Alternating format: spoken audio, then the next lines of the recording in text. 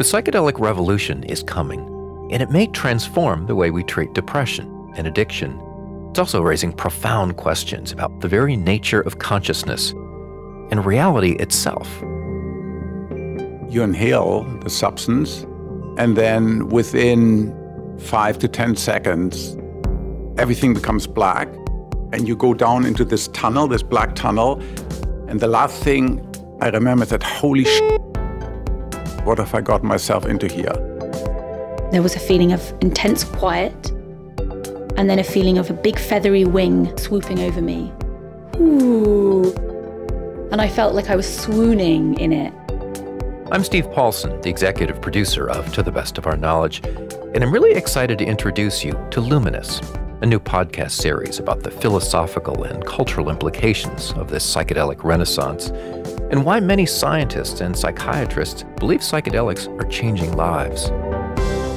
When you talk about them, they can sound stupid. Oh, I felt one with the universe. Yeah, you and everybody else, right?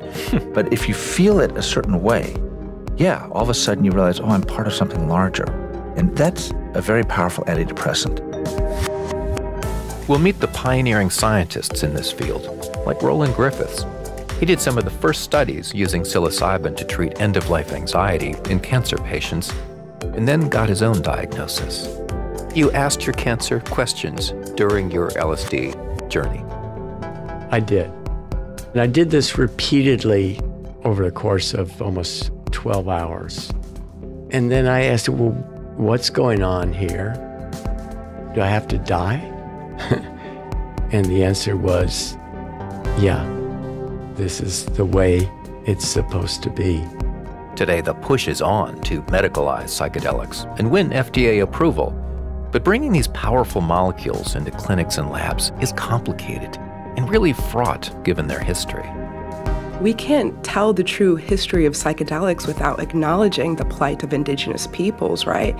It was through the American Indian Religious Freedom Act that we even got our right to practice in ceremony and sit with peyote.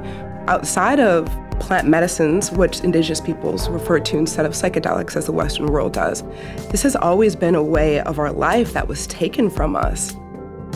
How can we decolonize psychedelics? How can we use them ethically and responsibly? And what do they tell us about the nature of consciousness? If you want to explain mystical experience, you're confronted with a question of whether it's all happening inside your head or connecting to some kind of cosmic consciousness. And if you really push to the edges of science and what we can know about things like near-death experiences, or even experiences, usually on hallucinogens, where plants seem to be talking to us, they nearly all come down to questions about the relationship between brain and mind, between the physical world and what you might call the inside of the universe. And psychedelics are front and center here. That's why so many people who study psychedelics are now tripping themselves, even though they don't always want to talk about it publicly. And one other thing, in case you're wondering, yes, I've taken psychedelics myself. Not many times, but enough to know how mind-blowing they are, and also how challenging these experiences can be. So stay tuned. Every few weeks, we'll drop a new episode. Some will be an hour long with several in-depth interviews. Others will be shorter. You'll find all these episodes and more at ttbook.org/luminous. And I hope you'll subscribe to the podcast feed.